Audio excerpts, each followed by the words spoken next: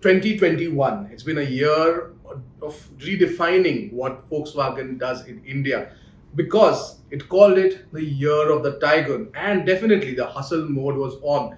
To talk more about that and a lot more about not just the Taigun, but of course a lot more products coming to India is none other than brand director Ashish Gupta. Thank you so much for being with us. It was a big celebration, obviously, that we saw in the office, but a lot has gone into making this happen. It's not just been 1 year, of course. It's been a lot of planning. It's been a lot of blood, sweat, tears that have gone into it. Talk us through that journey. I think you were there earlier in the celebration that we had in the office for the 1 year completion of the Taigun into the country, and it's just been a very satisfying journey. When you have, as you said, put your blood, sweat, and tears into getting something ready, that passion actually continues. So the Taigun is not only about a product launch. It's been about transforming the brand, and I would like to very proudly say that with the Taigun, we have actually given a new personality to the brand itself, and that is very aptly reflected in the tagline that we had: "Hustle mode on." And today we are transitioning from hustle mode on to hustle mode one, right? So it's been a very deeply satisfying journey, and of course this is the start of the journey. It's just 1 year that we have completed with the Taigun. Many more miles to go before we sleep. Yeah, absolutely, absolutely. I couldn't agree more. In the start of the journey, the yellow, of course, the kurkuma yellow was one of the favorites. Now with the anniversary edition, you brought in one more color. Yeah. Are we going to see a flood of colors coming on the Taigun and maybe even the other cars in your portfolio, or how is this working? No, I think the reception that this new color, the rising blue, got on the Virtus, for example, got us thinking that this is maybe a color which looks good on the Taigun as well. And we did a lot of mock-ups of various colors on the Taigun, and we had a lot of options from our global palette. But it just looked the right color for the Taigun with its vibrancy, with the kind of cheerfulness this new color brings in. So we thought, let's go with this color itself. It also gives us a lot of homogeneity in terms of our product portfolio, with similar colors available in all our cars, and you can easily identify a Volkswagen product on the road with these colors. So I think with these vibrant colors on both the Taigun and let's talk about the Taigun only right now. The entire idea with going for the kurkuma yellow as our go-to-market color was to give a new dimension to the brand. With the new product, with the new brand design, with the kind of vibrancy that we wanted to communicate to the market. I think it touched a nerve in the market, and I see that it has actually led to similar transformation in both the communication and what colors are fellow OEMs introducing into the market. So I do see that it has actually transformed the way cars and the way the cars are presented also in the market. So that is a deeply satisfying thought in itself. Yeah, absolutely. I think more. Will we see more colors coming out? Yeah, of course, as part of your product life cycle measures, to keep the car fresh, you keep on working on different combinations, different colors, different types of technologies and colors that keep coming on. For example, matte is something which we saw as a great response on with the Polo and Vento matte edition that we had come out with. So that's something we are very actively exploring in terms of bringing in a matte finish, not only in carbon steel but in different colors as well. So that's something which we want to again fits with the personality of the Taigun and maybe with the Virtus as well going ahead. So those are the kind of things we are working on, but I would like to keep some things as a surprise. Yeah, absolutely. No, I think the matte color also goes very well with the young, vibrant kind of look and feel that the Taigun has. What has then been the percentage, so to say, of bookings that the percentage of cars that have gone out of the factory, yellow and between yellow, grey, white? Yeah. So if you look at it, traditionally, if you look at the Indian market, white constitutes around 40 to 45% typically, and that's how, because we have been in the industry also for a long time, which can be an advantage and sometimes a disadvantage as well.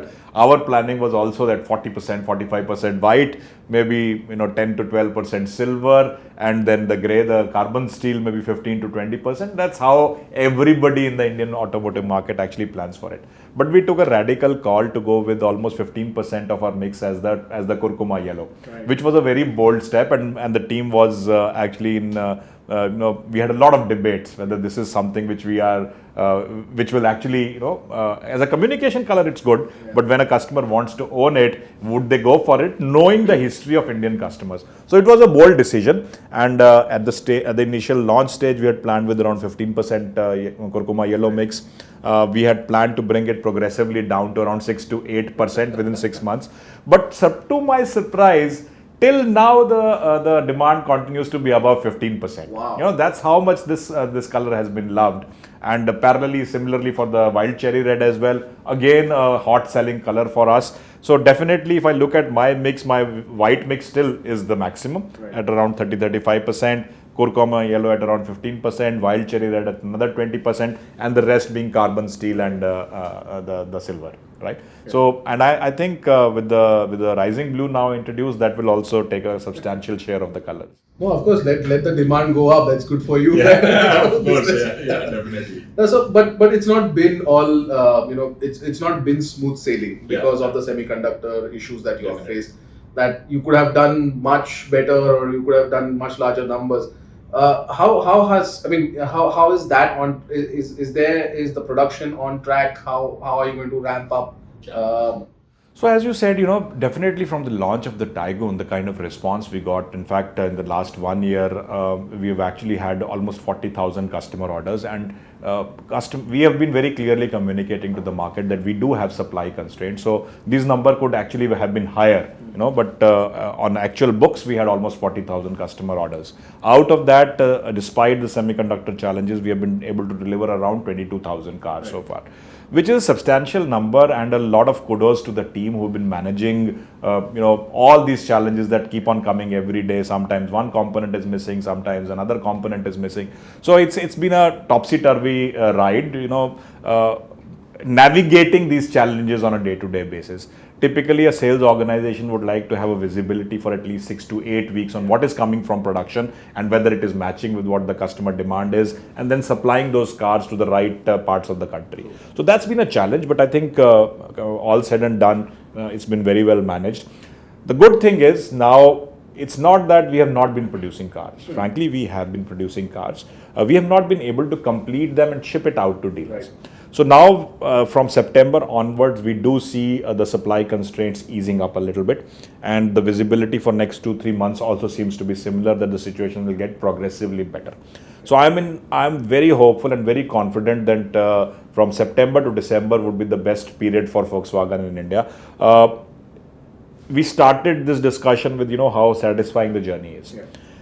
For us as a team, it's been very satisfying and rewarding because we know the efforts we have put in. But from a market point of view, it's always the volume, which customers see, which the market sees. And that is where I think in the next 4 months, we will be changing that perception as well with the volumes going up. Yeah. I think after 1 year, a lot now of the pressure basically is not more on sales rather than the service. Yeah. And this Volkswagen, we know for a fact, has been working for the past 4 to 5 years to get where the service is right now. How do you see that panning out, and how do you foresee a change in customer behavior? See, if you look at it, it's been a big transformation for the brand, both in terms of the product portfolio, but more importantly in terms of our transaction prices in the market, and also in the customer profile of the brand, right? We are mostly operating in, let's say, the Polo, or the Emio and the Vento segment.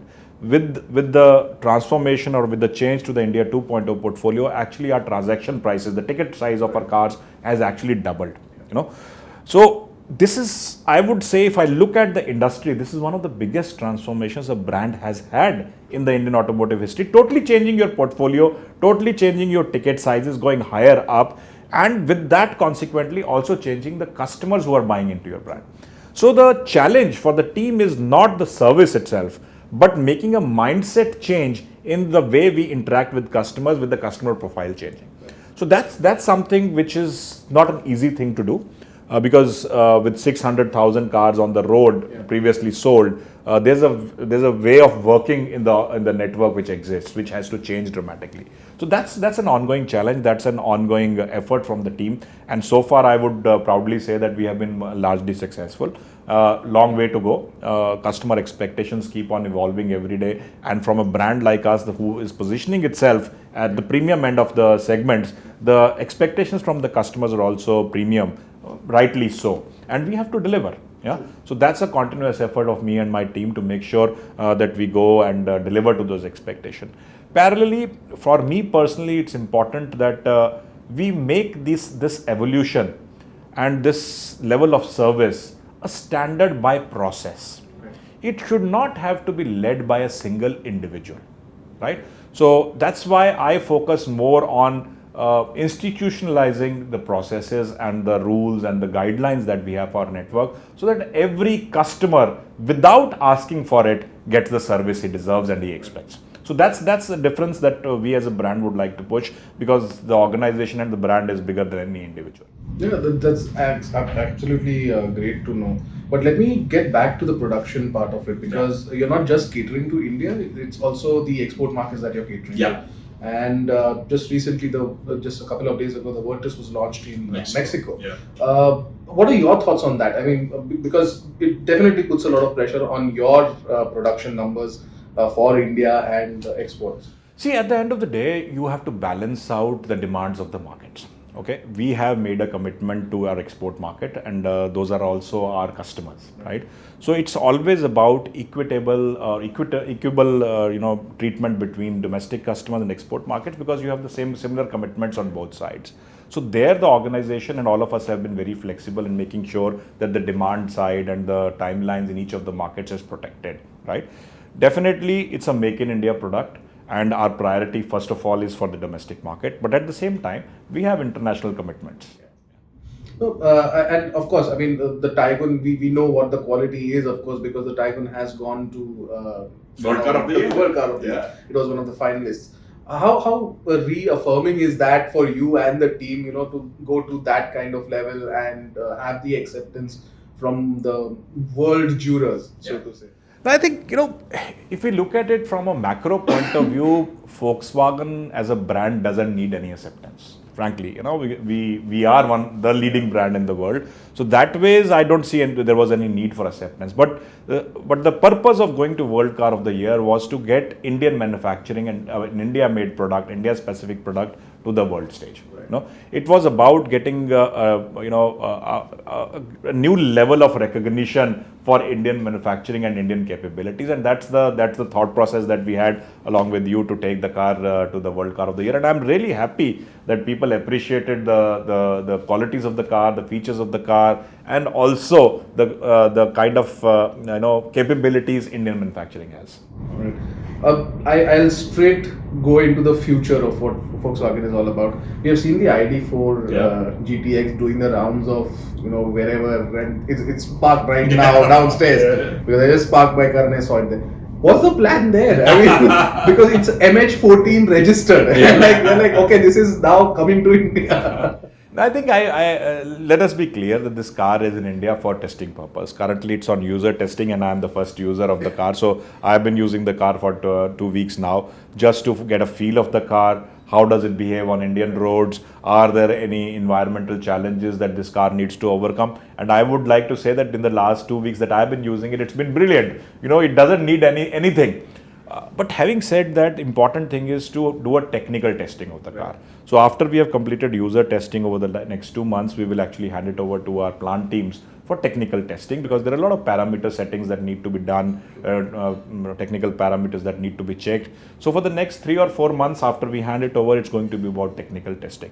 So it is in no way an announcement that we are launching the car. Let us be clear about it. But this is one step towards it. Right. Definitely, this testing has to give the confidence to us that this car is ready, with the maybe minor tweaking and all, to bring into India. And I'm very hopeful that with the performance that I have at least experienced over the last 2 weeks, we will soon have some news on it. So my final question is the future of Volkswagen electric then? for India? Definitely, I think there's a two-pronged approach that we want to take. As I said, with the transition to India 2.0, we have actually moved up the value chain. We have moved towards our global position of top of volume.